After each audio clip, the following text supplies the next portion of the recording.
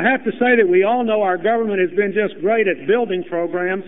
The time has come to show the American people that we can limit them too, that we can not only start things, but we can actually stop things.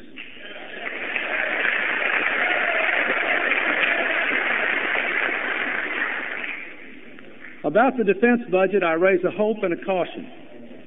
As we restructure our military forces to meet the new threats of the post-Cold War world, it is true that we can responsibly reduce our defense budget.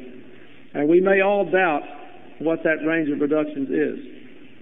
But let me say that as long as I am president, I will do everything I can to make sure that the men and women who serve under the American flag will remain the best trained, the best prepared, the best equipped fighting force in the world, and every one of you should make that solemn pledge. We still have responsibilities around the world. We are the world's only superpower. This is still a dangerous and uncertain time, and we owe it to the people in uniform to make sure that we adequately provide for the national defense and for their interests and needs.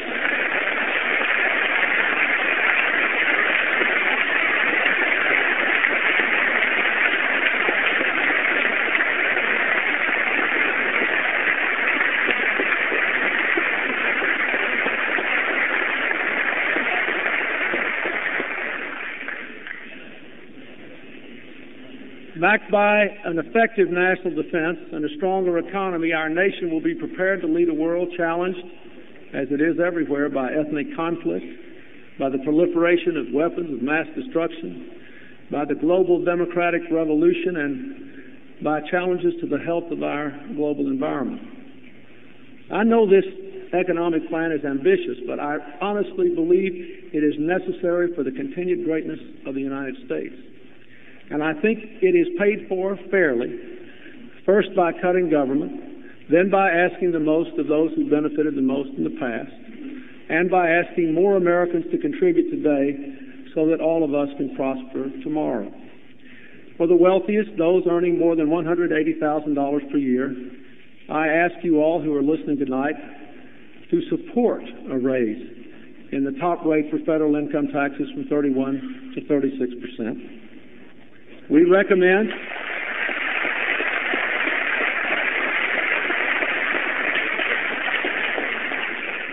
a 10% surtax on incomes over $250,000 a year, and we recommend closing some loopholes that let some people get away without paying any tax at all.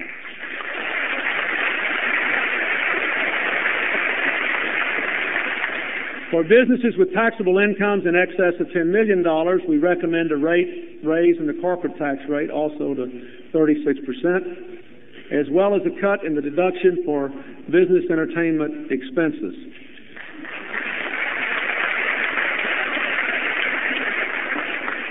Our plan seeks to attack tax subsidies that actually reward companies more for shutting their operations down here and moving them overseas than for staying here and reinvesting in America.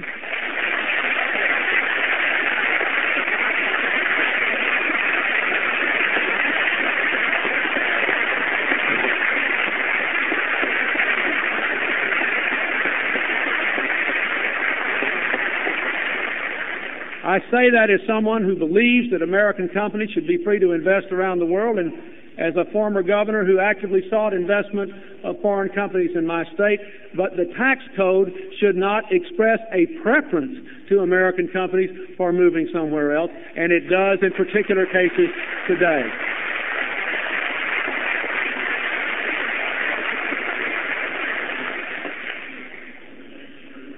We will seek to ensure that through effective tax enforcement, foreign corporations who do make money in America simply pay the same taxes that American companies make on the same income.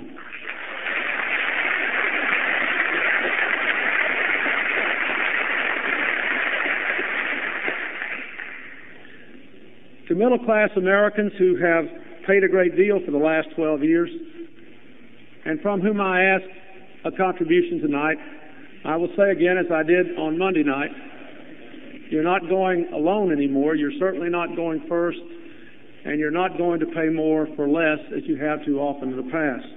I want to emphasize the facts about this plan. 98.8% of America's families will have no increase in their income tax rates. Only 1.2% at the top.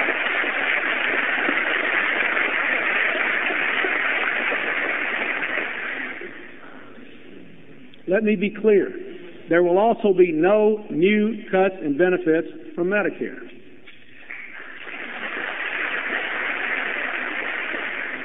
As we move toward the fourth year with the explosion in health care costs, as I said, projected to account for 50% of the growth of the deficit between now and the year 2000, there must be planned cuts in payments to providers, to doctors, to hospitals, to labs, as a way of controlling health care costs. But I see these only as a stopgap until we can reform the entire health care system. If you'll help me do that, we can be fair to the providers and to the consumers of health care.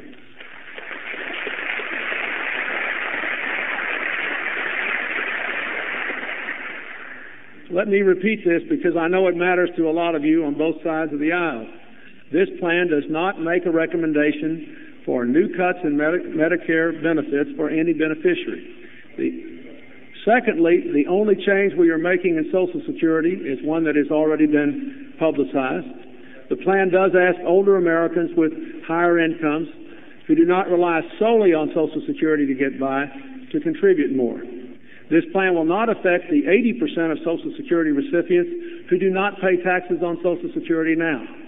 Those who do not pay tax on Social Security now will not be affected by this plan. Our plan does include a broad-based tax on energy. And I want to tell you why I selected this and why I think it's a good idea. I recommend that we adopt a BTU tax on the heat content of energy as the best way to provide us with revenue to lower the deficit, because it also combats pollution, promotes energy efficiency, promotes the independence economically of this country, as well as helping to reduce the debt. And because it does not discriminate against any area. Unlike a carbon tax, it's not too hard on the coal states. Unlike a gas tax, it's not too tough on people who drive a long way to work.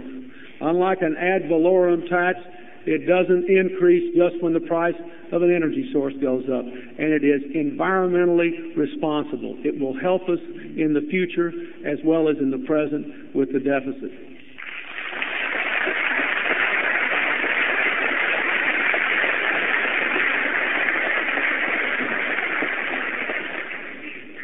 Taken together, these measures will cost an American family with an income of about $40,000 a year less than $17 a month.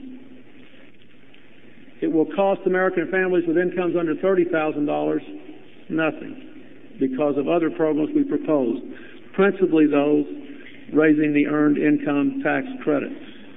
Because of our publicly stated determination to reduce the deficit, if we do these things, we will see the continuation of what's happened just since the election. Just since the election, since the Secretary of the Treasury